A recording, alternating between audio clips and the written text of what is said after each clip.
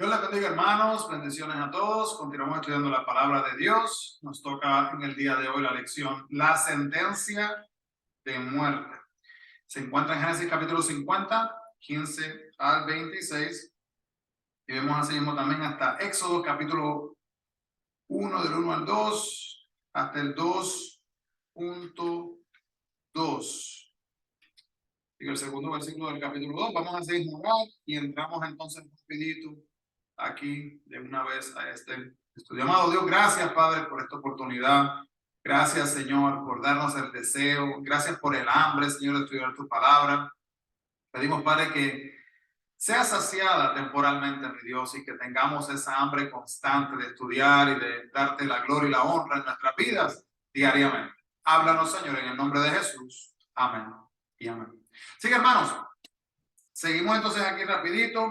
Estuvimos viendo lo que pasa acá con Jacob, con José. Déjenme aquí rapidito, vamos a ver, si usted no sabía esto, en el capítulo 50, versículo 12, un poquito antes, también nos está mostrando que Abraham había comprado una cueva en lo que es el campo que se llama Macpela, para poder así mismo enterrar a su esposa Sara. Ese es el capítulo 23, del 1 al 9, nos explica eso. Y un lugar para también enterrar a su familia completa. Jacob era el nieto de Abraham, y los hijos de Jacob entonces regresarían entonces a Canaán para enterrarle en esta cueva junto con Abraham y junto con Isaac, que era una práctica, hermanos, muy común en aquellos tiempos.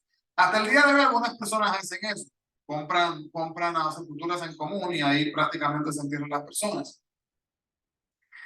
Podemos ver acá también que el deseo era de estar juntos, ¿verdad? En ese lugar, expresando lo que era la fe en Dios, de que en algún momento, ¿verdad?, le iba a dar esa tierra de Canaán, que era la tierra prometida. Podemos ver entonces ahora que Jacob, que ahora se llama Israel, pues ya había muerto, y los hermanos tienen miedo de José, porque dicen, y ahora que no está nuestro papá, ¿cómo nos va a mostrar este hermano de nosotros misericordia? Ahora es que se va a desquitar por lo que nosotros les hicimos a él. Pero para su sorpresa, José no solamente les perdonó, sino que él les volvió a asegurar, les aseguró, les dijo, miren, nosotros no se preocupen, aquí yo cuidaré de ustedes y cuidaré de sus familias también. El perdón de José fue un perdón totalmente real, que es lo que nos llama a nosotros a hacer la palabra de Dios, que nosotros así perdonemos, hermanos, que perdonemos de verdad, no de palabra ni de boca solamente. Dios le trajo entonces, trajo algo bueno de la maldad de sus hermanos. La esposa de Potifar le había acusado falsamente, ¿verdad? El copero, la negligencia del copero después de 7 años de esta hambruna. Y estas experiencias, hermanos, que él había tenido, le habían enseñado sobre la vida, lo que se esperaba verdaderamente. Y como Dios iba a obrar en su tiempo, ¿verdad?, de parte de aquellos que viven vidas que se entregan directamente a Él. Y nos hace pensar en nosotros mismos y podemos aplicar esto. Cuando nosotros pensamos en la palabra de Dios, hermanos, y miramos la manera que vivimos, nosotros verdaderamente buscamos confiar en Dios, en espíritu y en verdad, desde adentro, o lo hacemos solamente de boca, no de pensamiento y de la manera que vivimos. Ya tenemos que hacerlo con todo nuestro ser. José pues estaba listo ya para morir en el capítulo 50-24, y podemos ver que Dios, él no tenía ninguna duda de que Dios mantendría la promesa de que un día los israelitas regresarían a la tierra prometida. ¿Qué ejemplo podemos ver, ¿verdad?, de la vida de este hombre que confiaba en él de esa manera, en Dios?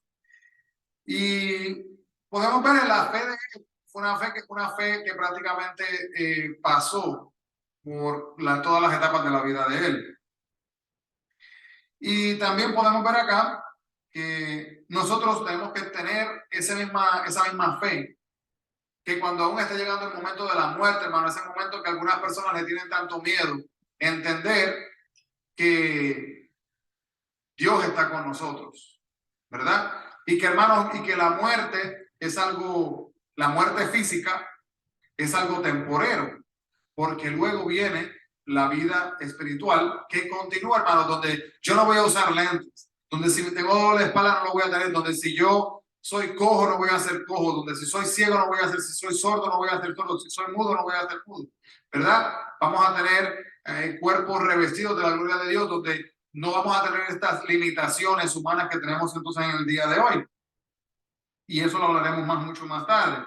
Podemos ver también acá que Dios va a ser, como la misma promesa decía la profecía, Dios va a hacer de la familia de Jacob una gran nación. Podemos ver que José enfatiza su creencia de que Dios iba a hacer lo que le había prometido y aprendemos de esto. El libro de Génesis también nos da descripciones, hermanos,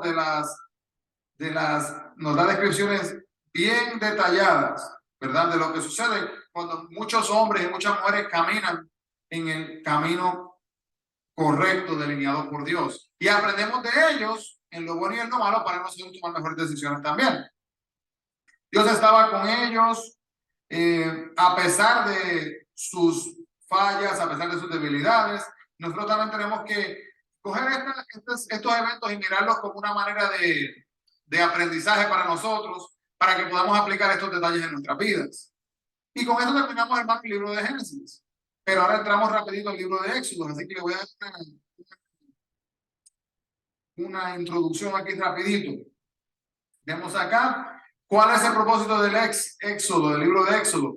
Primero que nada, hermano, Éxodo significa salida. Acuérdense de eso. Cuando ve el letrero que dice exit en inglés, Éxodo, ¿verdad? Es salida. El propósito de este libro, hermanos, es más que nada documentar los eventos que suceden en Israel cuando son liberados de la esclavitud egipcia, del desarrollo y el desarrollo de esta nación, como Dios les bendice. En este proceso, ¿verdad? La audiencia más que nada original son el pueblo escogido de Israel. Fue escrito aproximadamente en 1450 a 1410 antes de Cristo, aproximadamente al mismo tiempo que fue escrito el libro de Génesis. ¿Dónde fue escrito? En el desierto, durante estaban dando vueltas en el desierto, en algún lugar en lo que era la península de Sinaí. ¿Okay?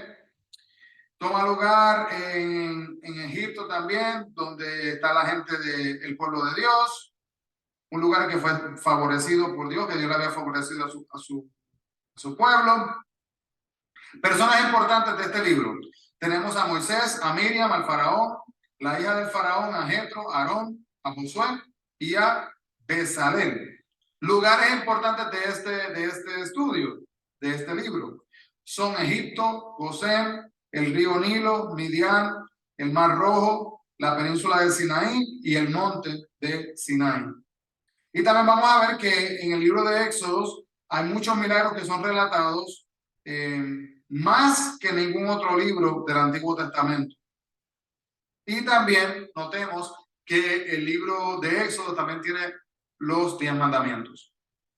Algunas cosas acá, temas principales que podemos ver acá, temas grandes que son discutidos. Vemos acá se habla de la esclavitud, rescate, redención, guianza de los 10 mandamientos, de lo que es asimismo también la nación. Vemos capítulo del 1 hasta el capítulo 12, versículo 30. Vemos a Israel en Egipto, vemos la esclavitud en Egipto, vemos cómo Dios elige a Moisés, vemos cómo Dios envía a Moisés al faraón, vemos las plagas que caen sobre Egipto, vemos lo que es la Pascua, que la celebramos hoy día también, ¿verdad? Luego la segunda sección es Israel en el desierto. Vemos también que Israel capítulo 12, 31 hasta el capítulo 18. Vemos lo que es el Éxodo, cuando cruzan el Mar Rojo y las quejas también del desierto. Vemos también Israel en la tercera porción.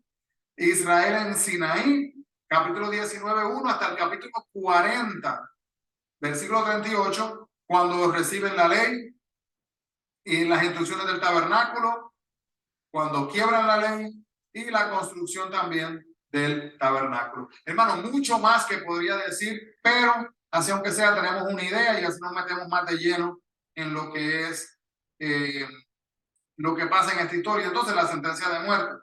Vemos aquí entonces rápidamente que los hijos de Israel, ellos eran descendientes de Jacob, ¿verdad?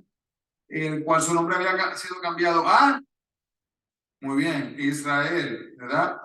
Y después de haber luchado con el ángel de Jehová en Génesis 32, 24 al 30, la familia vemos que se muda entonces a Egipto. Acá hacen esa invitación en base a una invitación que les hace José.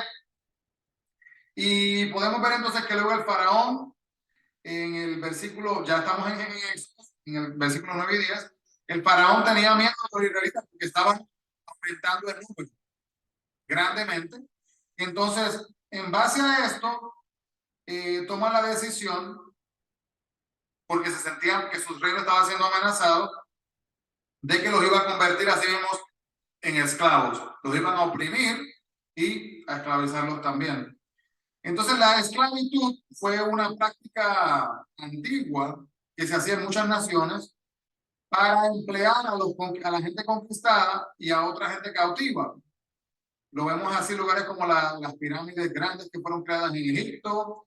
La mayor parte de estas fue hecha por la labor de los esclavos. También por extranjeros que muchas veces no tenían derechos o le faltaban derechos en comparación a los egipcios. Vemos también que había diferentes tipos de esclavitud en Egipto. Esto es bien importante, hermano, porque pensamos en un esclavo, que un esclavo todos son iguales, y no son iguales. Había como diferentes rangos prácticamente, diferentes niveles. Algunos esclavos trabajaban horas largas, metidos dentro de lo que era como imagínense una tina o lugares así grandes donde estaban pisando lo que era como lo que vemos hoy día en la maquinaria para el cemento, ¿verdad? Que lo mezcla, ellos mezclando prácticamente en el lodo con los pies. También habían otros que eran carpinteros, otros que eran joyeros, otros que trabajaban también con sus manos, herreros, pero sin importar cuál era su nivel de destreza, sí eran vigilados, ¿verdad? Y tenían personas que estaban encargados como ellos al ser esclavos. Eran supervisados y tenían que mantenerse trabajando en sus trabajos lo más pronto posible. No podían hacerlo lentamente. Si veían o pensaban que estaban siendo vagos, le golpeaban, le abusaban, le castigaban. También podemos ver que los récords, podemos ver que algunos teólogos creen que el éxodo, la salida, esto tomó lugar aproximadamente en los tempranos tiempos del siglo XIII. Y podemos ver evidencia. Otros teólogos o escolares piensan que los hebreos, los israelitas, se fueron de Egipto en lo que fue el año 1446. Así que, y la pregunta es esta: ¿cómo fue posible que se pudieron construir estas dos ciudades 150 años después de 150 años? Así que, en base a las construcciones que estaban establecidas y cuando fueron establecidas, ahí prácticamente que está la discordia de lo que piensa una persona, lo que piensa otra. El punto es el siguiente, hermanos: hubo esclavitud y estas estructuras fueron establecidas, ¿ok? Los egipcios también trataban de desgastar a los israelitas y le ponían, hermanos, unas expectaciones de lo que tenían que hacer, que eran cosas prácticamente casi imposibles de lograr. Y si no lo lograban, luego querían castigarlos por no hacer su parte. Entonces podemos ver, por ejemplo, el capítulo 1, 15, 16. Tenemos aquí a Cipra y a Púa, que ellos se habían convertido de supervisores sobre lo que eran estas mujeres, las parteras. Y se hace mención de ellas en este momento porque estas mujeres ayudaban a las mujeres israelitas cuando iban a dar a luz. Tenían las parteras y le ayudaban. Entonces, eso era importante porque ellas tenían esa posición donde tenían control en un aspecto, sin falta de palabras, ellas interactuaban con los bebés, ¿verdad? Y eso lo vamos a ver, la importancia de esto luego. Entonces, el faraón le ordena a las parteras que cojan a los bebés masculinos, ¿verdad? Este grupo de personas, y que y le pide a ellas que los maten. Pero las parteras, ellas habían establecido este trabajo, esta carrera, ¿verdad? Para ayudar, hermanos, no para hacer daño. Y entendemos que estas mujeres también, ellas muestran valentía y amor hacia Dios y arriesgan su propia vida desobedeciendo el mandato que dice el faraón. Y esto luego, así que en vez de matar, pues dan a luz, cogen a los niños cuando están dando a luz. Y entonces vemos acá que también en contra de las órdenes del faraón, estas parteras le perdonan la vida a los hijos que son de Dios. Vemos lo que están haciendo, las órdenes de Dios. Y entendemos, hermanos, que Dios nos espera y nosotros obedezcamos a aquellas personas cuando están en autoridad, cuando están pidiendo a nosotros que hagamos cosas que le desobedecen a Dios. Es importante eso.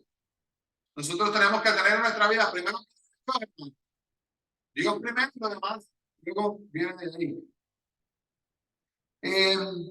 Podemos ver, hermanos, también en este momento, por ejemplo, dos obras de Mardoqueo, en Esther 3, 2, 4, 13 al 16, o también de Sadrach, Mesach y Abednego, en Daniel capítulo 3, del 16 al 18. Pues lo vamos a estar viendo esa historia luego. Si usted quiere brincar allá y leer un poquito, va a tener una idea de cómo estas personas desafiaron al gobierno porque se les estaba pidiendo que hicieran algo que iba en contra de lo que pedía a sí mismo Dios.